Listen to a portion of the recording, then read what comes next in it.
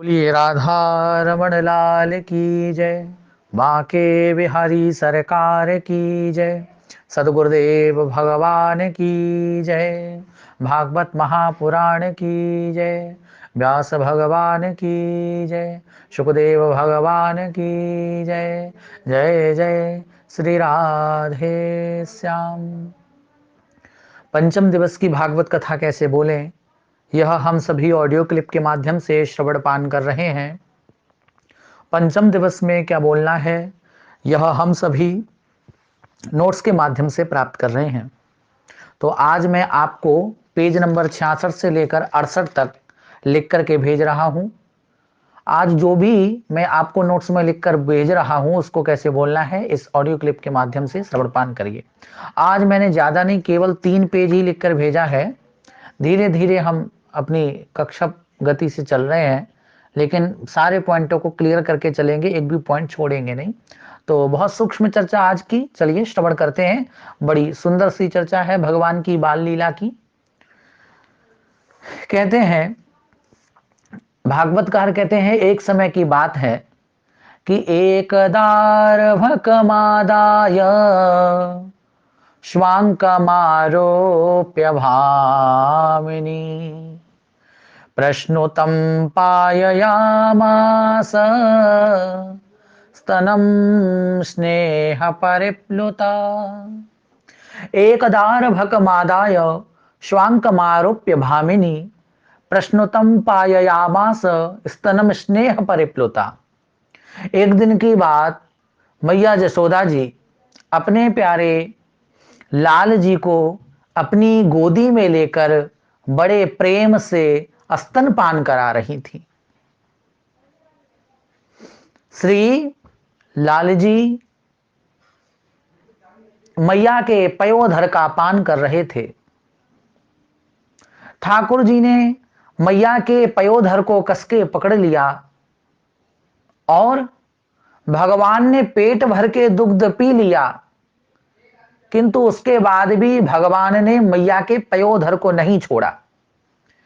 मैया यह भाव कर रही थी कि कुछ देर के बाद में जब लाला पेट भर के दुग्ध पान कर लेगा तो उसके बाद में मैं इसको यहीं पर बैठा करके घर के अन्य जो गृह कार्य हैं उनको पूरा करके आऊंगी, तब तक लाला बैठा रहेगा।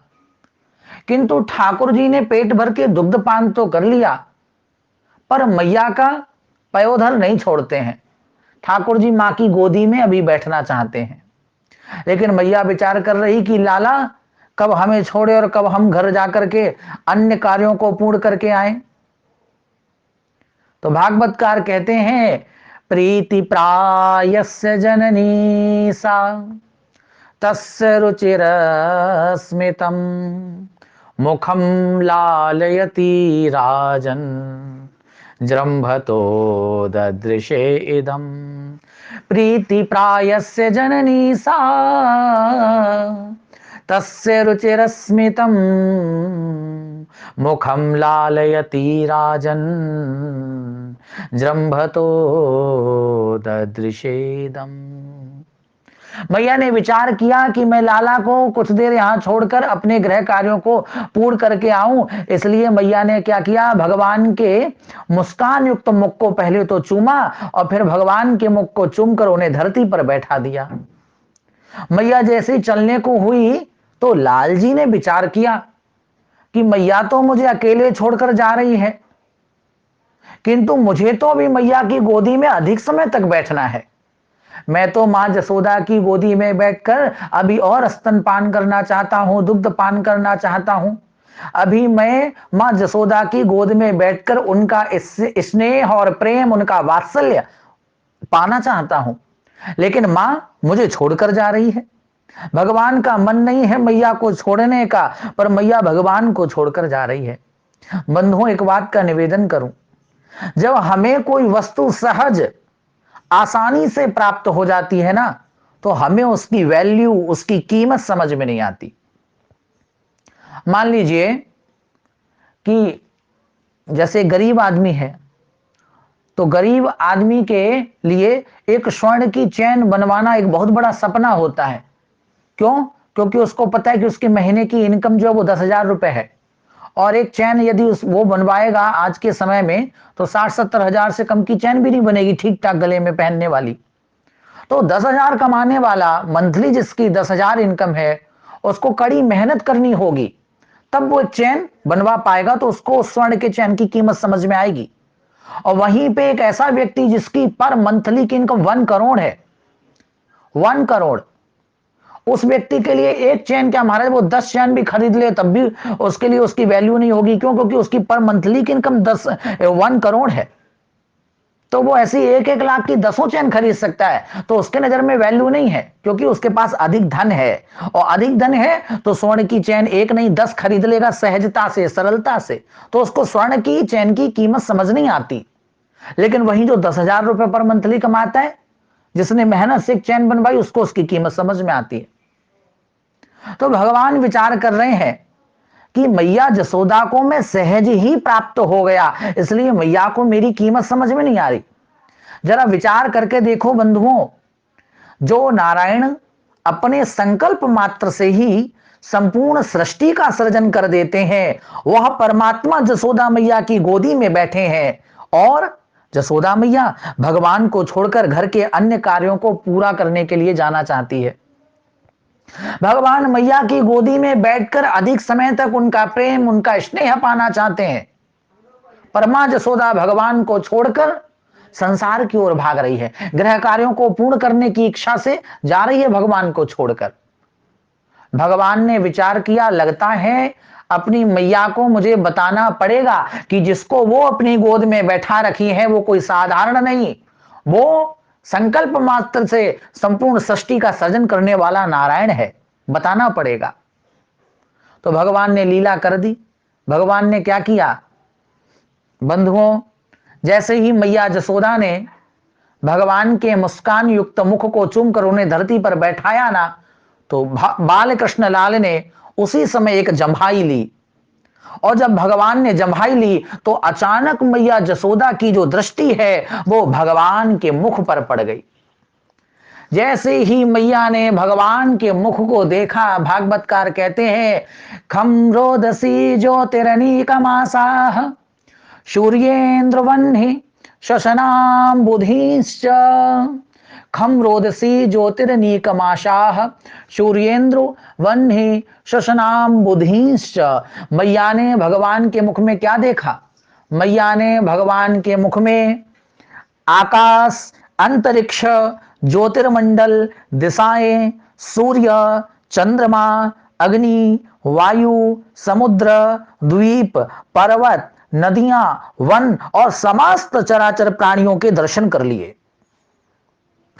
अब महाराज जैसे ही मैया ने यह सब लाला के मुख में देखा तो भागवतकार कहते हैं, सावीच्य विश्वम सहसा राजन संजात वे पतो सम्मील्य मृगशावाक्षी नेत्रे आशीत सुविस्मिता।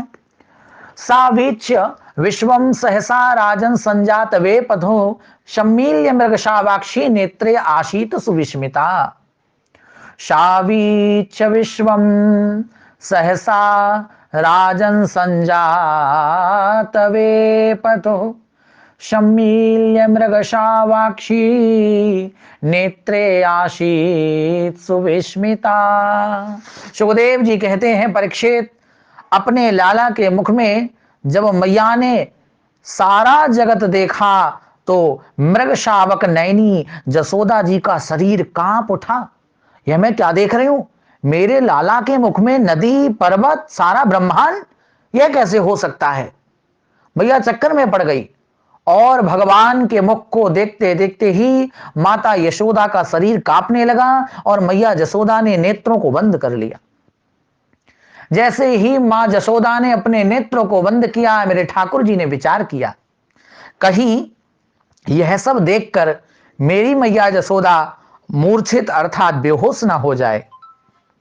इसलिए भगवान बालकृष्ण लाल ने अपनी जो लीला थी उसको अदृश्य कर दिया, सब गायब कर दिया। भगवान साधारण हो गए। एक दूसरा कारण संत जन बताते हैं, भगवान ने विचार किया कि मैं तो मैया के हाथों से माखन मिश्री खाने आया, मैया का प्रेम स्नेह प्राप्त करने आया। यदि मेरी मां ने जान लिया कि मैं उनका साधारण बालक नहीं अपितु संपूर्ण ब्रह्मांड का सृजन करने वाला नारायण हूं, संकल्प मात्र से सृष्टि की रचना करने वाला नारायण हूं, तो मेरी मां जो मुझे अपना स्नेह प्रेम देती है, जो अपने हाथों से माखन मिश्री खिलाती है, यह सब करना बंद कर देगी कल से। क्यों? क्योंकि संसार के लोग भगवान को क्या करते हैं, स्वर्ण के सिंहासन पर बैठा देते हैं, सुबह शाम आरती उतारते हैं और भोग में उनको 2-4 चिनौरी उनके मुख में लगा देते हैं, बस बैठे रहो दिन भर आले में। तो भगवान ने विचार किया यदि मैया ने जान लिया कि मैं भगवान हूं तो कल से मुझे भी सिंहासन पर सजा देगी और इसके उपरांत में सुबह शाम आरती करेगी, 2-4 चिनौरी रख देगी। तो वो जो मैया के हाथों से माखन रोटी खाने का आनंद मिलता है, माखन मिश्री खाने का जो आनंद मिलता है, वो कहां मिलेगा? भगवान तो जसोदा जी का प्रेम स्नेह पाने आए हैं, वो ये बताने नहीं आए कि वो भगवान है। तो भगवान ने कहा कि कहीं मैया मेरे असली स्वरूप को ना जान जाए, इसलिए जो कुछ मैया ने देखा उसको विस्मृत करना होगा। इसलिए भगवान ने अपनी लीला को अदृश्य कर दिया।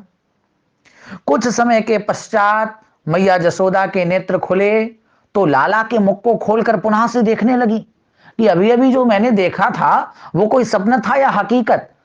अब मैया ने जोर से लाला का मुख पकड़ के दबाया, लाला मुख खोलना। तो भगवान ने मुख खोला, मैया एक एक दांत पकड़ पकड़ के चेक कर रही, इधर देखे उधर देखे। अब तो पर्वत कहीं दिखाई नहीं देता लाला के मुख में, अब तो कोई नदी नहीं दिखाई दे रही लाला के मुख में। फिर जब कुछ नहीं दिखाई दिया बहुत प्रयास करने पर भी, तो अपने मन में ही जसोदा मैया सोचने लगी, लगता है कि मेरी बुद्धि मेरी मति मारी गई है, जो मैं दिन में भी बैठकर ऐसे सपने देखती हूँ, अपने लाला के मुख में नदी पर्वत झरने देख रही हूं। अरे राम राम राम, लगता है मैंने कोई दिन में भयानक सपना देख लिया। मेरा लाला तो मेरा लाला है, वो कोई जादूगर नहीं है, लगता है मुझे कोई वहम हो गया होगा। तो इस प्रकार से मैया ने अपने आप को समझाया। तो बंधुओं, आज बहुत शॉर्ट टॉपिक था, यहीं तक आज की चर्चा रखते हैं। कल भगवान के नामकरण की जो लीला, भगवान का नामकरण कैसे हुआ और कैसे गर्गाचार्य जी ने आकर के भगवान का नामकरण किया, वह सब हम कल के टॉपिक में सुनेंगे। तब तक सभी को जय श्री राधे, जय श्री श्याम।